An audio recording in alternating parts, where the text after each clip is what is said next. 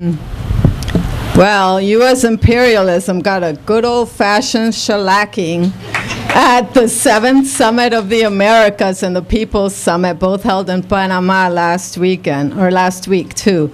But let's back it up a little. In December of 2014, this past December, just 5 months ago, President Barack Obama announced that the U.S. would be normalizing relations with Cuba.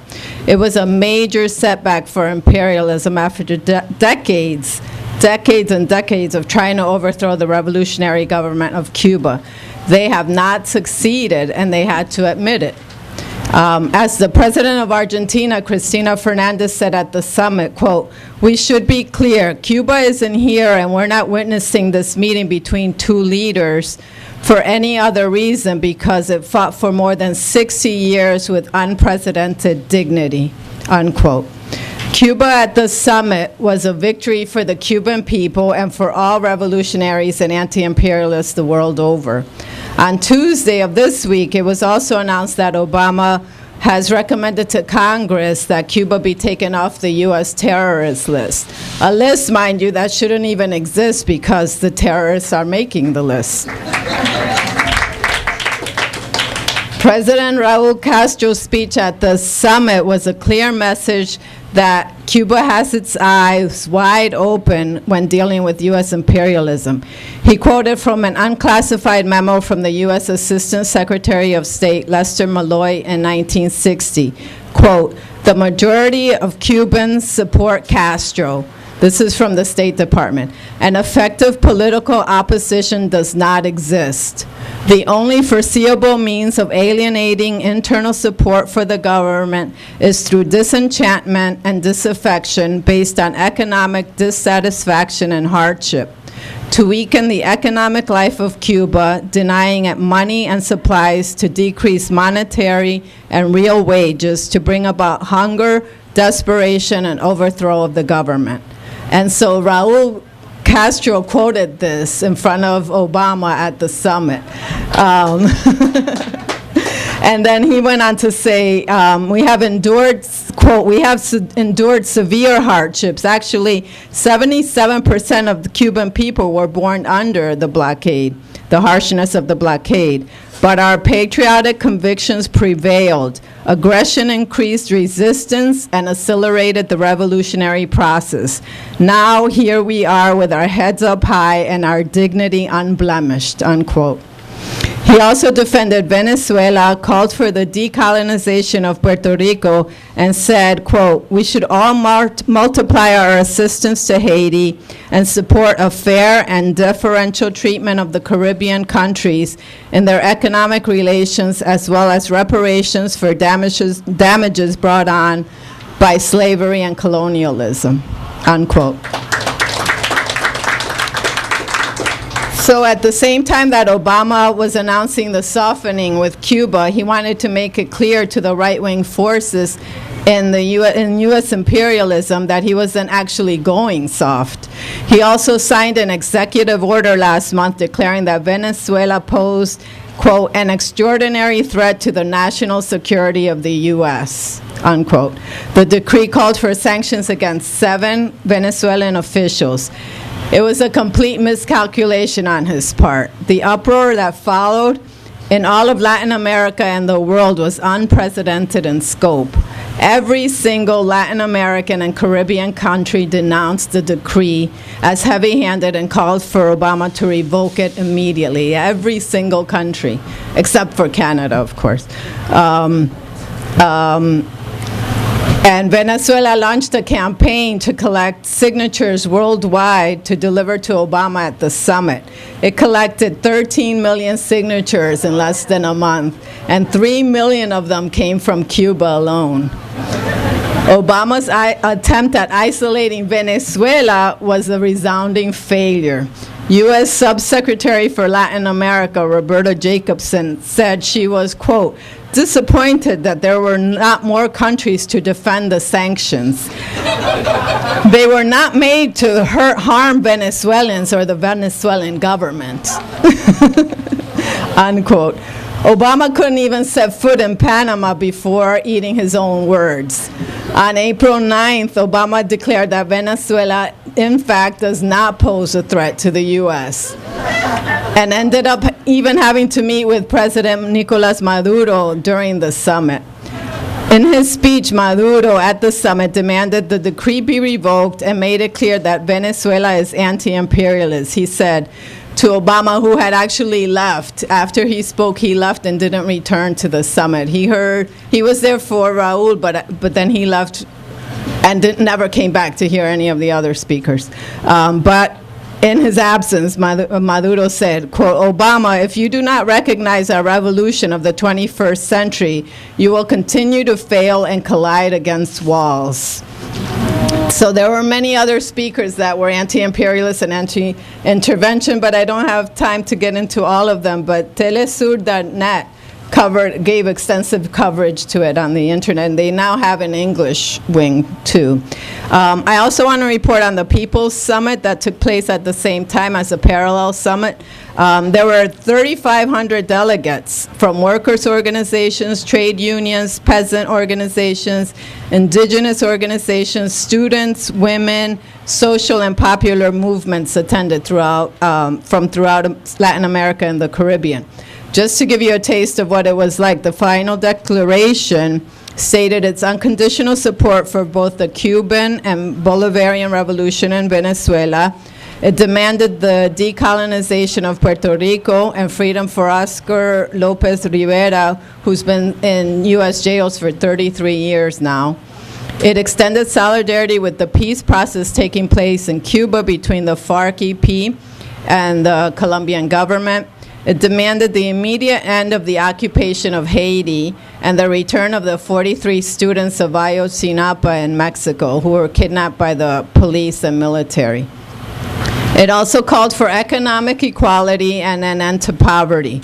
Closing remarks were given by President Maduro and President Rafael Correa of Ecuador. Correa stated, quote, we will no longer tolerate interferences, interventions, or unilateralism, of course he was talking about the U.S., nor will we ever be anyone's backyard, unquote. So let me just give you a history of these summits because it's very informative. They were initiated by President Clinton in 1992. The first one was in 1994 in Miami, of all places. And the main agenda item, I don't know if anyone remembers, was the free trade area of the Americas. It was right after the North American Free Trade Agreement, NAFTA, between the U.S., Canada, and Mexico, which the Mexican people continue to suffer from to this day, had just gone into effect that year. And the Soviet Union had fallen 3 years earlier. And for the imperialists, it was time to reclaim lost markets and super exploit the old ones.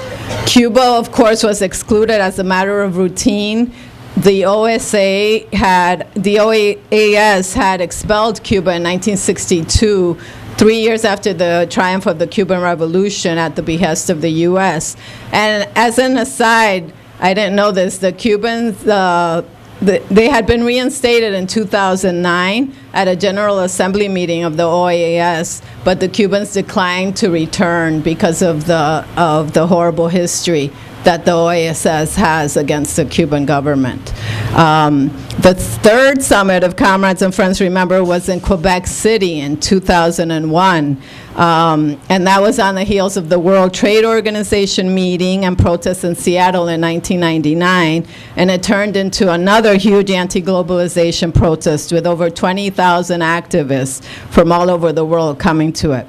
There, the Cuba's exclusion was raised, the U.S. hypocritical war on drugs was raised, and Hugo Chavez, who had just come into power, been elected into power in 1998 in Venezuela, raised the idea of participatory democracy instead of representative democracy. And then in 2005, I remember speaking about this when it happened in Mar del Plata in Argentina. The U.S. President George W. Bush got his own shellacking at the fourth summit there. The U.S. was still hell-bent on passing the FTAA, and the Venezuela and Cuba had already initiated ALBA, which I'll go into a little later, as a competitor to the FTAA. So they had an ALBA Express train come through, headed by then presidential candidate Evo Morales, singer Silvio Rodriguez from Cuba, and legendary soccer player Diego Maradona, where thousands protested, and they came to bury the FTAA. That's what their goal was. So at the summit, the summit itself, Brazil and Argentina, the powerhouses in South America, refused to sign on to the FTAA, and Chavez at the end proclaimed that yes, indeed, the FTAA had been buried. And then in 2012 in Colombia at the 6th summit, many governments, including the host, Juan Manuel Santos Calderón, who is a strong ally of the U.S., stated that there could not be another summit without Cuba. So if you want to know why the Obama administration has to shift course and to try to make inroads with Latin American countries instead of relying on the big stick, this is why. In the span of these summits, a strong alliance of leftist governments has arisen. Chavez, beginning in the early 2000s, finally broke Cuba's isolation. Politically and economically, Latin America and the Caribbean have started to grow away from U.S. hegemony. And these are the two main examples. ALBA in 2040 is the economic wing, and it was both of these were initiated by Chavez. It's the Bolivarian Alliance for the Peoples of Our Americas. There are several members: Venezuela, Cuba, Antigua and Barbados, Bolivia, Dominica, Ecuador, Grenada, Nicaragua, Suriname, St. Kitts and Nevis, St. Vincent and the Grenadines. And it's important to note that under President Manuel Zelaya in Honduras, when he was president, he joined ALBA, and that was one of the reasons they overthrew him. And then right after the coup, they left ALBA. So these are the initiatives, and I just want to go over them briefly because they say a lot. Petrocaribe. It was established in 2005.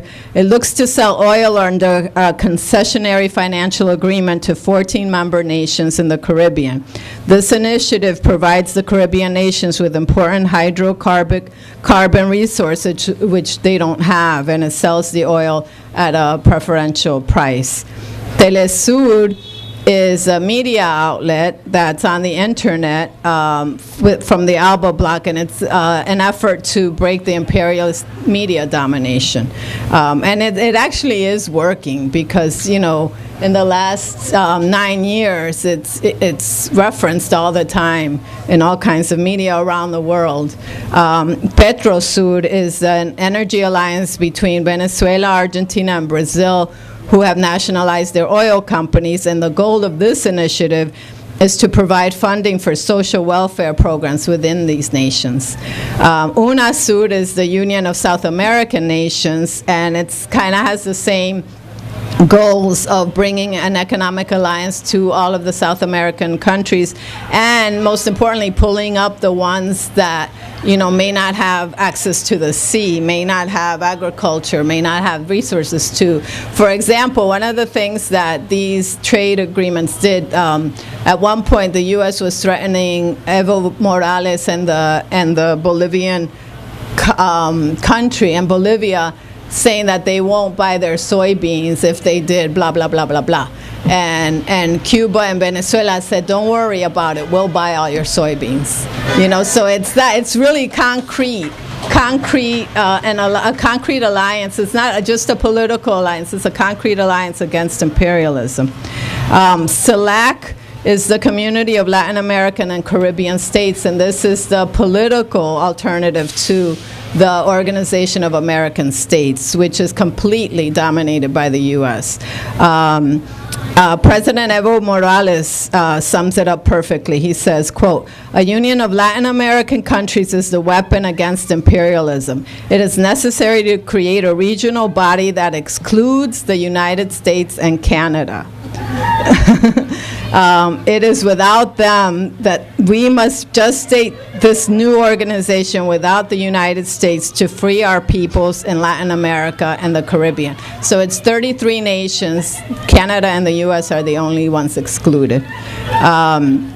In their third summit, which was just in January in Costa Rica, my home country, the Belém Declaration states, among other things, quote, "We iterate our most profound rejection of the implementation of corrosive and unilateral measures against Cuba."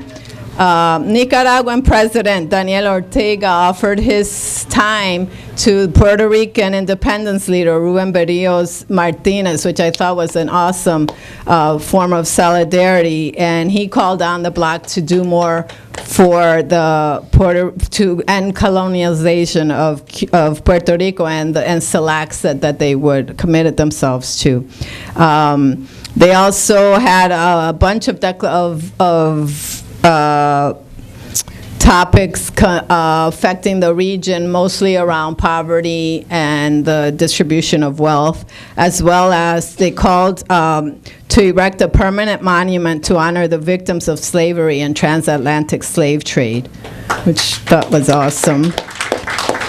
The bloc also approved resolutions backing Argentina's claim to the Malvinas and supporting the peace process in Colombia. And then there's one more grouping, the Mercosur, which is Brazil, Argentina, Paraguay, Uruguay, and just recently Venezuela. And although this is a more traditional concept of a free trade association, with the inclusion of Venezuela now, it may go further left. So this is why the U.S. is isolated now. The economic agreements pose a huge barrier to U.S. imperialism's expansionist policies. It's no accident that before the summit, Obama stopped in Jamaica for economic talks with other Caribbean countries. With all of this said, let's not lose sight of the fact that the decree against Venezuela has not been lifted. The blockade of Cuba and the occupation of Guantanamo continues. The U.S. and Canada blocked the final resolution of the summit for the second straight time. And here are some of the things that they blocked. Transference of technology from developed to less developed countries. Principles of responsibility for climate change. The recognition that health is a human right. That everyone should have access to technology and privacy in technology, and that the decree against Venezuela be lifted. So those were the things that U.S. and Canada blocked. U.S. imperialism wants to break down any obstacles to trade, as we can see with the Trans-Pacific Partnership, the TPP as it's being called.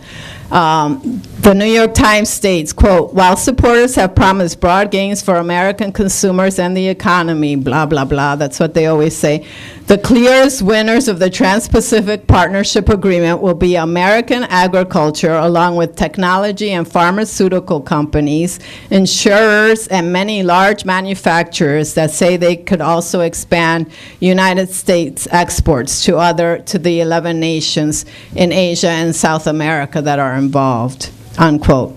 So the right wing this week signaled to Obama that they want him to fast-track this agreement by proposing special powers so he can bypass Congress.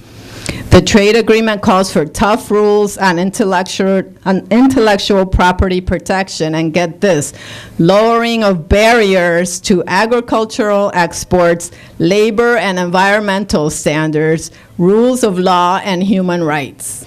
So they want to make that all lower, right?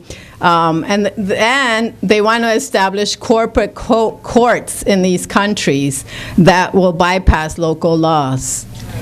So they want no obstacles to their trade. They want complete hegemony. And the other aspect is that Obama is coming to the end of his term, right? He's a centrist, and he's looking toward his legacy, right? So he wants to be the one to go down in history as seeing the change dynamics in Latin America and the Caribbean and adjusting the U.S. policy to fit the new situation. So he basically wants to be the savior of U.S. imperialism in the hemisphere and also in the world, as we can see in Iran. He sees that the stick doesn't work in Cuba, so he wants to devise new ways of bringing down the revolution, and at the same time placate or hold at bay the right wing, who really knows no bounds and has no firm grasp of reality. The political mudslide he has had to endure, starting with Cuba and now with Venezuela, is an attempt to make economic inroads that have been challenged at every turn. The question is, can he do it? Can U.S. imperialism reverse the momentum of the masses in motion in Latin America and the Caribbean? Can they squash the unity that has been growing? Can they pull away some of the big players like Brazil? I have no answers for that. This all remains to be seen, but here are a few things that we have to watch for. The developments inside and outside of Cuba. We think the U.S. visions of toppling the Cuban Revolution through capitalist economic penetration are just that, imperialist visions. We have faith that our Cuban comrades have a firm eye on the fact that U.S. corporations are chomping at the bit to super exploit their country and its people. This is new, uncharted territory, comrades. It's dialectical in nature. Cuba needs the normalization of relations to break out of their economic strangulation, and the U.S. needs Cuban markets. Remember, when it cut off Cuba, it cut itself off, too. And now with the economic crisis, they need to get back into Cuba and in any market. And imperialism, of course, will continue to try to overthrow the Cuban government. So we also have to watch the Venezuelan process as it deals with the continued harassment from the bourgeoisie, which is alive and well and fighting in their own internally. The oil and other industries have been nationalized, but the bourgeoisie still controls many aspects of the economy, such as the media and other industries. It's difficult, comrades. You know, to think of overthrowing the bourgeoisie is most certainly to invite a U.S. invasion, you know, and this is what the leadership has to have in their mind. The latest economic sabotage has been in the form of hoarding basic foods, as we've talked about before, including diapers. And this is not for sale, mind you. This is just to create a sense of panic and desperation. Kind of reminds you of the 1960 quote, right, about Cuba and the attempts at destabilizing it. It's important to note that Maduro went briefly to Cuba right after the summit to meet with Fidel and Raúl. That was an important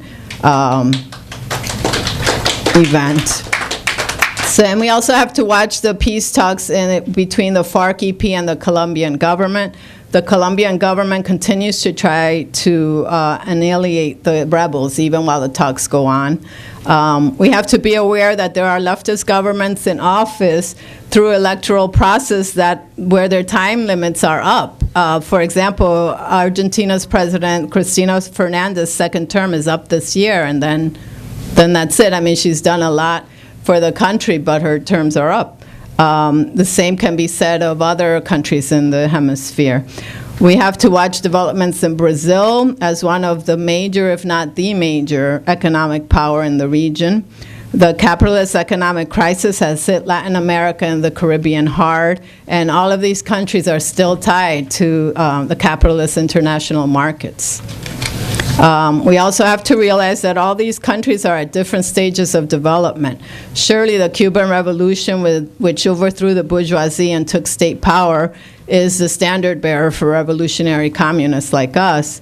Venezuela has made profound changes and has raised the standard of living of its population, and the masses have shown time and again their commitment to the revolutionary process. Evo Morales, who came to power in Bolivia as an indigenous cocoa worker and union leader, has made many inroads, as did Jose Mujica as the president of Uruguay, and as the Sandinistas are doing in Nicaragua. Argentina, Brazil, Chile, the FMLN, and El Salvador, they're all making or attempting to make inroads.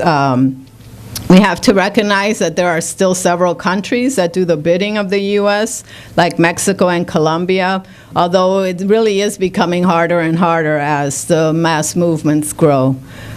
We must remember that the masses are often ahead of their leaders, as witnessed by the student protests in Chile this week, pushing President Michelle Bachelet to the left, and at the same time showing the contradictions of some of these leaders, the governments.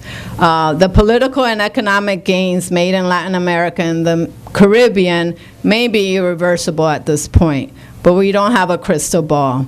One thing is for sure, we hope that the revolutionary process in Latin America and the Caribbean deepens, and that the workers and peasants and their leaders take the reins of power and destroy all remnants of capitalism and imperialism. Till then, we will, of course, continue to do everything we can to help that process along.